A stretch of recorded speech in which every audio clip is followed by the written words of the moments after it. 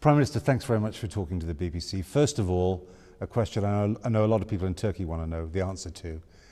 Are you going to get a new government? Will these coalition talks fail or succeed? We have to establish a new government. According to the results of 7th of June elections, there is a new picture of the parliament. It was a great success, the election itself, because the turnout, the participation was 85%, and representation in the parliament of the people is 95%. This is very high participation and very high representation. But your party lost its majority. Yes, but at the same time we are the biggest party with 41%, and the next party to us is 25%, means 16-point difference. So there is no choice without AK Party. Definitely we will run the new government in there are different alternatives, but at the moment we are talking with the main opposition party, CHP, and yesterday I had a lengthy consultation and discussion with the chairman of CHP, Mr. Kılıçdaroğlu. Now it is time to have a new approach to politics, and we are doing everything possible to form a new government. We have to form a new government, form a new government this way or the other way. This is the necessity of the constitution. Until 23rd of August, there should be a new government. But if you don't get one, you'll have a new election. Yes. What would you prefer, a new government or a new election? It is up to the conditions of the new government or the new election. Election is a remedy in a democratic life.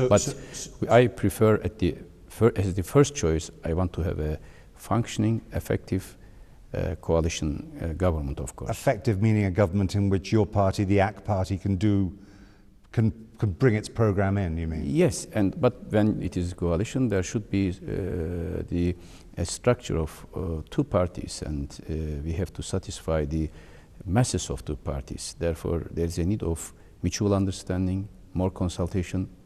Of course, effective means we had a success story in 12 years. Our per capita income has increased 4 times.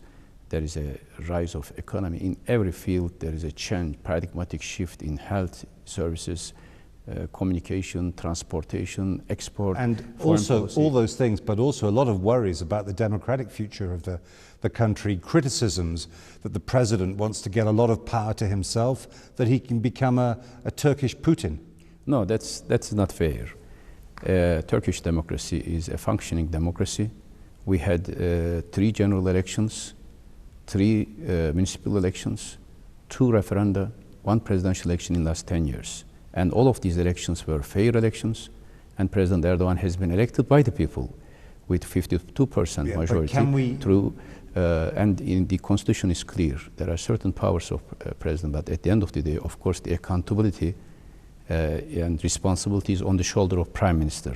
So we will be doing everything within the constitutional framework. Nobody can use any power without constitution. Yes, nobody. If we wish to change the constitution, but with this political picture, it is not possible to change the constitution. But at the end of the day, everybody must respect constitution. Me, president, or other political leaders. Can your European friends and allies trust Turkey and trust the president on democracy when, of course, he famously said once that democracy was like a bus. You ride it to your destination and then you get off. No, this is also a very wrong interpretation. He did say it though, didn't he? But this means, this is in political philosophy, as a political philosopher, that means instrumentalism, in the sense that the real objective of the politics is happiness of the people. All other things are instruments. And democracy is the best way to reach to the happiness of the people. At the end of the day, I want to underline that Turkish democracy is a very dynamic democracy, very based on basic rights of human beings and citizens. We have a very strong legal structure in the sense of defending human rights. And in the last 12 years, nobody can say that Turkey is less democratic than before. We had more democratic processes, and today I published, in fact, before the election campaign, 100 main principles of Turkish, New Turkey, where I made a special reference to human rights and human dignity. This is the basic objective of politics. Let's talk a little bit about the region.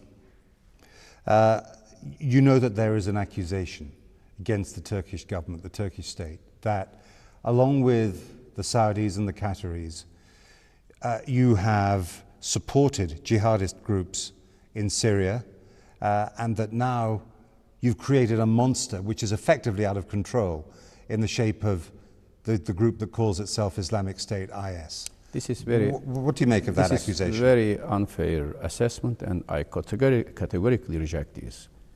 When there was an oppression by Syrian regime, people escaped to Turkey, and jihadist. The term jihadist is like an umbrella term. People are using this term for different groups. Yeah, there are many different groups. Turkey never supported ISIS or any group linked to ISIS. All the leaders of ISIS came from Iraq, not through Turkey, from Abu Ghraib prison, including Baghdadi, who was killed, and the other leaders. Did you support, have you ever supported the Nusra Front, the yes. Al-Qaeda affiliate? No, never. We supported only those who escaped from Assad's atrocities, chemical weapons, barrel bombs. This is an unfair assessment and accusation against Turkey, which is there is no ground at all. If there is anybody who has a proof for this, should put this on the table. But this type of accusation without verification is an insult to Turkish approach and also an insult to human conscience, because Turkey is now harboring, is a destination of freedom and for 2 million people from Syria. We have taken these refugees. We are paying the price of all these atrocities of terrorist groups and Assad regime, and some irresponsible circles are accusing us as if we are supporting terrorist groups. We are against Daesh, against all terrorist groups inside Syria, inside Iraq, which is a threat to Turkey more than any other country. You've had a very heavy burden of refugees, no question about that. But of course there are many who are now coming into the European Union, and quite a lot coming from Syria through Turkey and into Greece. And that's a huge problem for the Greek government. What are you going to do to try to stop that flow? Or are you in fact letting it happen because it takes pressure off the Turks themselves? Yeah, this is a great burden on us. We spent around $6 billion to these refugees in the last 4 years. And nobody is helping us. Only with a small amount, UN branches are helping. Instead of helping Turkey, people are criticizing as if Turkey is responsible for all these refugee crises. Well, many do go from Turkey to Greece, don't they? But then P5 must stop, must take all the measures to stop this war in Syria and to stop the atrocities of Syrian regime and terrorists. So Turkey is the victim of all these Syrian crises. You blame the paralysis in the Security Council? Yeah, of course. There has not been a strong decision of international community to stop these atrocities. 300,000 people being killed in Syria. They are human beings. We are talking on refugees. Turkey has 2 million. Other millions of refugees are in Lebanon, in Jordan, in Iraq, and neighboring countries are paying the price. In those who are going to Greece, only this in last 7 months, we rescued 28,500 refugees in Aegean Sea. We are rescuing them. But if there are millions are fleeing from a country and coming to Turkey, Turkey is not a source or a transit country. Turkey is destination of these refugees. So we but expect. Will you do more to try to stop them getting into the European Union? Then we have to close the border. Tomorrow we can stop this flow of refugees. We can stop, close the border and stop any refugee entry to Turkey. But then this time Turkey will be criticized that we are not doing our humanitarian responsibility to receive refugees. For us, Syrians are our neighbors. regardless of ethnic or sectarian differences, we will be helping them. But all international community should understand the difficulties of Turkey, which is a great burden on us. You've been calling for some years for a no-fly zone, a safe zone, different terminologies perhaps, on the border inside Syria. Now you seem to be cooking up a plan with the Americans to do something. What exactly is it that you're going to do? Yes, before as Minister of Foreign Affairs and later as Prime Minister of Turkey, several times I called for no-fly zone. If there was a no-fly zone and a safe haven inside Syria, there wouldn't be such a flow of refugees. So are you going to establish one now? We will try, and that's still our position. Can we just be very specific on that? So you're talking about a no-fly zone, a safe zone? A safe area, what we call now. Safe from whom? From Daesh and from Syrian regime at the same time. An area where civilians can stay without any fear of being attacked and killed. And you will do that with the Americans? With Americans, with international community. And will that also entail sending Turkish troops in there to protect that area? I think at this moment, nobody wants to send ground troops. They may not want to, but will it be necessary? If there is enough power of moderate forces in Syria, there will not be any necessity for other countries, including Turkey, to send any ground troops. Yeah, but important thing is, your previous question, important is to support moderate Syrian elements inside Syria. But at the moment they're in a weak position, those moderate elements. Yes, therefore we have to strengthen them. This is equip and train program, which we started in the United States. You are not ruling out sending in ground troops then? Of course, if there is a threat against Turkish interest, against our country, if there is a threat, what happened on 23rd of this month, of July, when Daesh attacked our soldier, we made military operation against Daesh. Whoever attacks Turkey, of course, we will use all power, sometimes Air Force, sometimes other forces, to punish those who are attacking Turkey. If you are against the extremists who are so powerful now in Syria, why did you allow so many of them to cross your border into Syria in the first place? We never allowed. Nobody should. The border's been very porous. No. Yes, it is almost 1,000 kilometer border, and it is not sea. It is it is not a natural. Yes, yes. The cities. I was in Ceylanpınar, where 2 Turkish police was killed 2 days ago. The other side is Resulayn, the same name, and the city was divided 100 years ago. So if we want to stop all the human passage, then we have to stop all human relations as well as allowing refugees to come. So you're saying it was impossible to stop these jihadists crossing? No, it is possible, and now we are doing in a much more efficient way. Why? Because until recently there was not enough intelligence cooperation from other countries giving us the information of the suspects who want to come to Turkey. Important is here, 40 million tourists are coming to Turkey. If we want to prevent those who come for bad intentions, then there is a need of intelligence cooperation between countries. I cannot judge which British citizen is coming to Turkey to go to Syria or to go to Mediterranean coast to make holiday. But now you can judge if they're about to cross the border. Yes. Turkey has an army of 500,000 men. You have a lot of power. Why haven't you used it? There is, for example, between United States and Mexico, there are 2 states neighbor to each other, and Mexican state is strong. In Turkish case, we don't have a counterpart on the other side of the border, and American forces are not able to stop this type of entrance from Mexico. Similarly, all countries have this challenge. Important is international cooperation, intelligence cooperation, selectively preventing people to come to Turkey, and if they come to Turkey, selectively taking them and sending them out. In last year, we sent around 10,000 suspects, let me say, who came to Turkey. We sent them back from the airport because we had enough intelligence support from other friendly nations. But when they come in Turkey, also we are controlling the border. Thousands of them we have prevented. But I am repeating again, Many of those foreign fighters came to Syria through Iraq, not through Turkey. Yes, we had this challenge, and now we came through Turkey. Oh, yeah, but that, I am telling that this was pretty much all the Europeans came through Turkey. At early stage. That was at early stage when there was no proper intelligence cooperation from the source country.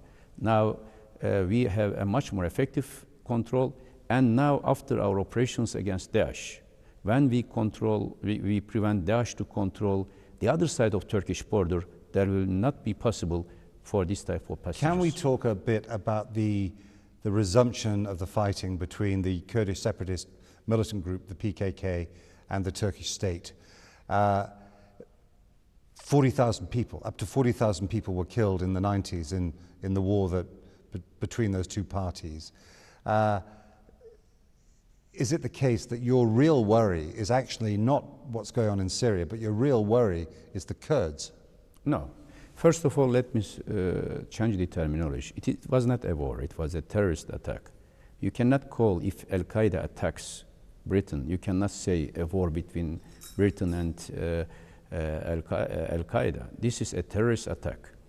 And a terrorist group, PKK, a Marxist-Leninist terrorist group from Cold War time, became active, and Turkey had to fight against this threat. Again, this is not a war against Kurds, neither in Syria nor in Iraq. We have to separate these. If you fight against Al-Qaeda, it is not fight against Arabs or against Muslims. When we fight against PKK, a terrorist organization, we are not fighting against Kurds. We have excellent relations now with Kurdish regional administration of Barzani on the other side of the border. Excellent. Let me complete. This is very important for us.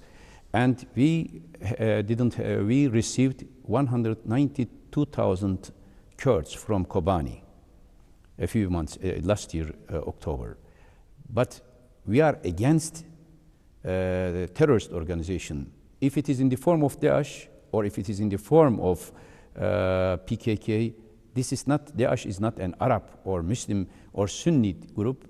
It is a terrorist organization, and PKK is not a Kurdish group. It is a terrorist organization, and they attacked and killed our police and soldiers on 21st, 22nd, 23rd July.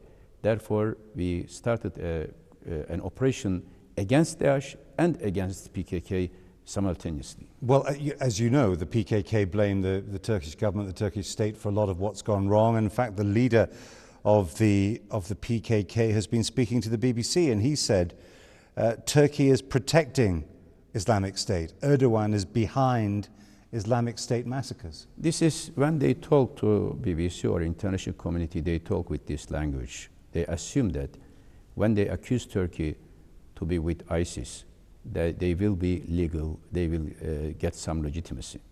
In fact, the same day when we attacked, one day before we attacked to PKK positions in Iraq, we attacked Daesh positions in Syria. And in January 2014, we made another military operation. In October 2013, we declared ISIS or Daesh as a terrorist organization. From that time until now, we have been fighting and we have been doing everything against ISIS. But PKK wants to legitimize themselves as if they are fighting against ISIS. No terrorist organization can be legitimized because they are fighting against another terrorist organization. Assume that a terrorist organization is fighting against Al-Qaeda or ISIS in Syria. Will we accept them as legitimate? No. They must stop fighting, killing our people. In fact, until recently, there was a solution process, as you know, in Turkey. Yeah, you were talking. Who stopped? Yes, who stopped this? The PKK leaders. They've said they've said they go back to talking. No. There needs to be ceasefire. First, they must stop doing terrorist activities. After 7th of June elections, 80 members of parliament from this pro-affiliated party came to the parliament. So there is a democratic chance for them. Instead of using this chance, they attacked police and civilians. There were 300 terrorist activities until we start the operation, And more important, they several times declared, including the one you say PKK leader, he is a terrorist who made an interview with BBC. He declared that there should be a war against Turkish state on early July. So there were several statements. They asked people to arm and to start terrorist activities and rebellion. No government, neither European or American democratic government, can tolerate a group which is calling people for rebellion against the legitimate government. Bearing in mind the long history of Kurdish separatism and the opposition of the state here in Turkey to that, how worried are you about the fact that a very large amount of the border now between Syria, on the Syrian side, between Syria and Turkey, is controlled by Syrian Kurds who are very closely allied with the PKK? We don't have any worry about Syrian Kurds or Iraqi Kurds. They're close friends with the PKK. No, but there are many Syrian Kurds under the oppression of PKK. The first refugees coming from Kobani or Haseke, Syrian Kurdish populated region, to Turkey came because escaping from PYD, not from regime or from Daesh, in 2013, because there was a oppression by them. But and now, Mr. Barzani, those Kurds who are pro-Barzani were expelled from Syrian territories by this group. But still, we do not have any problem with anyone if they do not attack against Turkey, if they do not commit terrorist crimes against Turkey or against civilians inside Turkey or outside. This is basically our criteria. If PKK didn't attack Turkey, if PKK didn't arm people and calling for rebellion, there wouldn't be such a problem. You know, there's another argument to all of this, which is that people have made, which is that your response to the PKK is, in part at least, domestically driven by political considerations, that you want to change the situation, the setup here, change the political weather by discrediting the Kurds, by portraying them once again as terrorists. If you follow the chronology of the events, you will clearly say that the rhetoric of violence started by HDP and PKK immediately after 7th of June election. As the government, you cannot see any statement by us, neither by President Erdogan, calling for any operation until it is very important. You're not making much of a distinction then between the Turkish political party and the PKK? No, not PKK, Turkish political party. HDP is a legal party, legitimate legal party. That's what I mean by, but even HDP leaders called for resistance and rebellion in early July. And very interesting, Jeremy, 20th of July, Daesh attacked to civilians in Suruç and killed 32 citizens. Same day, PKK attacked our military. Next day, the PKK say they did that because they blame the Turks for the rise of IS. This is that it is not. It cannot be their judgment. Next day, they killed 2 policemen when these policemen were sleeping at their home. If that happened in London, what would be, or in Britain, or in Europe, what would be the reaction of the government? Would they say, no, it is their right?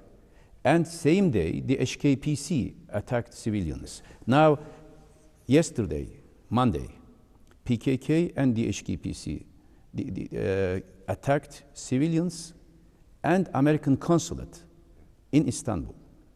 So they are attacking to all civilian diplomatic targets, and this is really a synchronized terrorist attack against Turkey, and we have full right and responsibility to stop any attack our country, like other countries have the same right when Al-Qaeda attacked to them. One more thing. The Iranian Foreign Minister, Mr. Zarif, was meant to be here today, was postponed at the last minute.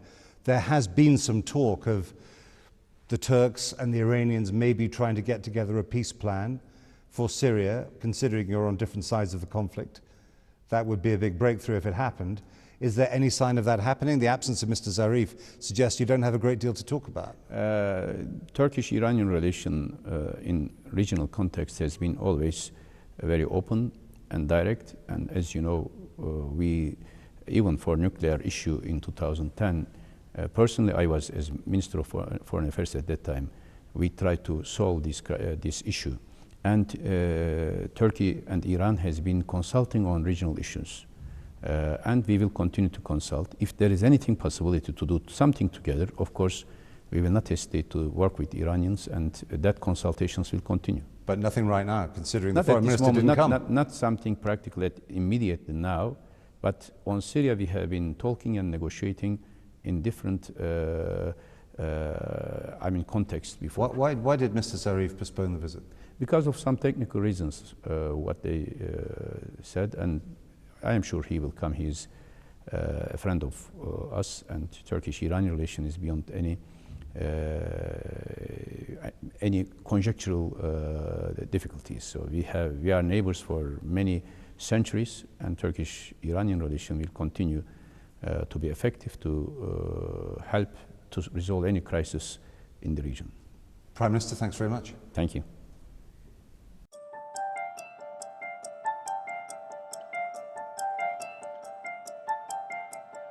Listen carefully, and you can even hear it breathing.